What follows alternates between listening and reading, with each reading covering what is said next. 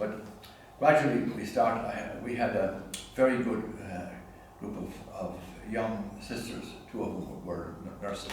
Yeah. So they actually, I got a bit of money from, and we started looking at water holes and also latrines. And of course that brought population levels in people, because many of the children were dying was because of the dirty water. Poor sanitation. And then we began to develop the gardens and all that. So population increased, and so it's in that context that we began to say, like, we need certainly not to have infant mortality at 50%, but we also need to contain population here, because otherwise we're going to destroy the whole reality around us. And so I wrote that. That's back in 1990s. And what was the title of that book? The Greening of the Church. The Greening of the Church. The cover of the book was published in London.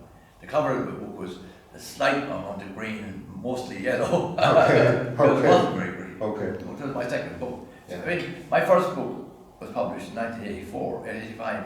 I couldn't get a publisher for 2 years. Right. Because what?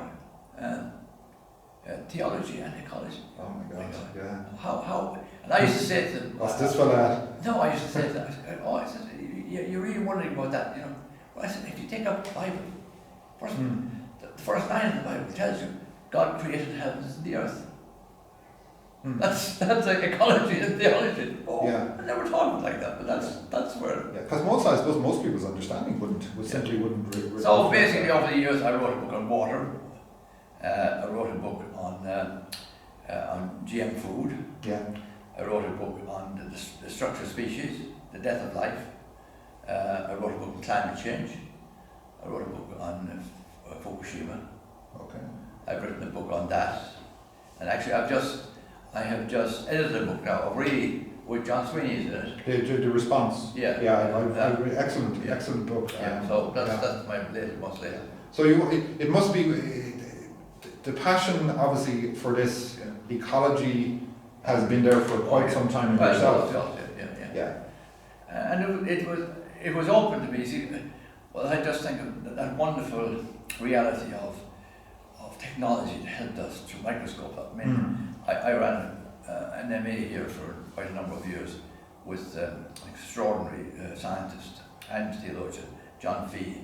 And he's in the book. I think, he is. Yeah. As well, he has done the Bogs of Ireland. Okay. A fabulous book called Farming in Ireland: History, Heritage, Environment, from the Neolithic down to Cap. 600 pages. Okay. Illustrated. Right. And he's done a fabulous book on the wildflowers of Offaly. Oh yes. And it's again 600 pages, not just great photographs, but line drawings. And then he can tell you what was this used for in the Middle Ages, for example. That he did a book on the glass. So, in other words, science has given us a new ability. See, in the reality of our faith, the primary revelation of God is the natural world itself. And I suppose that's because I suppose traditionally a lot of people would have felt that science or we'll say the church or religion and science were somehow there was this big clash. But what you're saying is actually science has revealed Absolutely. the wonder. How would I ever know that my life is sustained by the energy of the sun through chlorophyll in green material? Okay. And now I can see it to 500,000 times. So science is not taking the wonder out of creation of the natural world. Science is making even, as I said, the primary revelation is the natural world itself. Science is giving you new eyes to understand the wonder of the natural world. Yes, to understand and feel that sense and also realize my connectedness. Like we talk at the beginning of the universe of 13.7 billion years. Now, how do we talk about it? There's an extraordinary reality. We call it the Big Bang. Yeah, the Big Bang. A trivialization. Yeah. I was there. Everything here was there. Yes. And we call it the Big Bang. Nothing exists now that didn't exist at that And it's through a whole series of evolution, of physical or organic evolution. And we trivialize the thing by saying the Big Bang. Big Bang. Yeah. When that's my story. Yeah. That's your story. That's exactly. Yeah. And so I'm and John is very good on that reality of science giving us an extraordinary new knowledge of this wonder. And as I say, that we are the second generation that has it. Mm. No one had it until 30 years ago when we developed electronic microscopes that had the ability to. And I suppose I could just ask one question, which is, like, obviously we're in times, and as I said earlier on, it has been referred to as a global emergency, but if there was a positive, if we kind of get our act together, and we need to get our act together, I think all the scientists are, and Laudato Si is saying the same thing, we need to get our act together really, really quickly and address these issues really, really quickly, probably in the next 5 to 10 years, the window's closing. Is there an opportunity that if we could achieve that the benefit to us are not just material, but how we feel about ourselves? Exactly, and where we live together. Yeah. And we don't have a small proportion of our society that are filthy rich, and the rest of us filthy poor. Because there's a growing inequality, and I suppose just the other point would be, we're talking about, particularly among young people, but not just young people, a sense of disconnectedness or an epidemic of mental health issues as well. Is there anything there? There is huge. Like I brought a friend down at the Dominicans down in Wicklow. They're on a 10-week course there for people all over the world on science and religion and Laudato Si. So one of the ladies there was a Korean sister. She was in her early 30s, but actually she'd been a geologist before she became a sister. Okay. So I brought her down to the burn there 2 weeks ago, just to see. And we actually got out in the boat there from Dublin. Like you could see her whole world just livening up. That this is the 300 million years you can see right before you. So yeah, it will do a huge. And the awful thing I think is that we went to the burn to see the wildflowers, to see the cliffs of Moher and all that. But there are a lot of people today living their lives through their phones. Yeah. And a connectedness with nature is dying, and that's horrendous.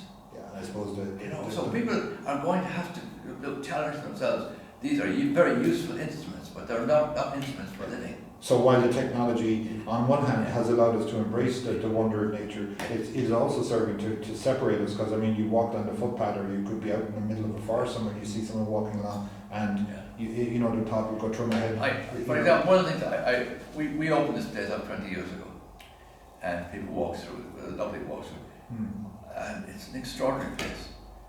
But when I see people coming and playing loud music, I said, why are you out here? You're out here. Listen to the wind, the trees. Listen I suppose to the the birds. connection with the nature is a connection with nature in itself. It's just connecting with ourselves in a different sense. Yeah, sure. But like we are now connected with nature. So that's very important. So, for example, you say, what's the most important religious thing for us to do? Well, obviously to know what's happened to humankind, but also to know what's happened to other species. Yeah. So when school groups come in here, I said, do you know the names of the trees here? So very practical stuff as well. And that's a relationship with you and the trees. Yeah. What about the wildflowers around you? Do you? And like that's what we're called to be. We're called to be within all of that and understand our. The more you look, the more you see, and you see a tree, and you see the insects on that tree, and you see the lichen and the mosses, and so how it there's supports the universe on that tree. That's why I said you would teach your course on the church beside the oak tree. Okay. And I suppose finally, would you see this document, Laudato Si, as a unifying document that would unite all people to a common purpose or a common cause, religious and non-religious, to protect our common home? Yeah, I would. I see it, and certainly the churches of the Reformation, they're very much. I'm the World Council of Churches hugely behind that. So are the Greek churches. I mean, the reason he gave to Bartholomew, when Bartholomew became patriarch, he started first year the Black Sea. Just a date. He had believers, scientists, politicians, economists, politicians. This place, 50 years ago, the fish out of it was huge. Now it's about 5% of the fish out. That was 50 years ago. Okay. Why? What's happening to the water? Yeah. What species are there?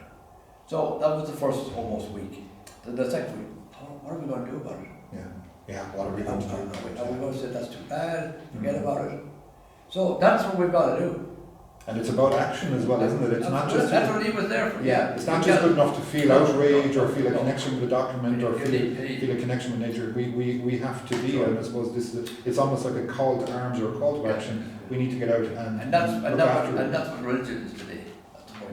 Okay, so very practical, Right, not just praying, which obviously from a religious point of view is very important, but actually positive actions. Exactly, and engagement.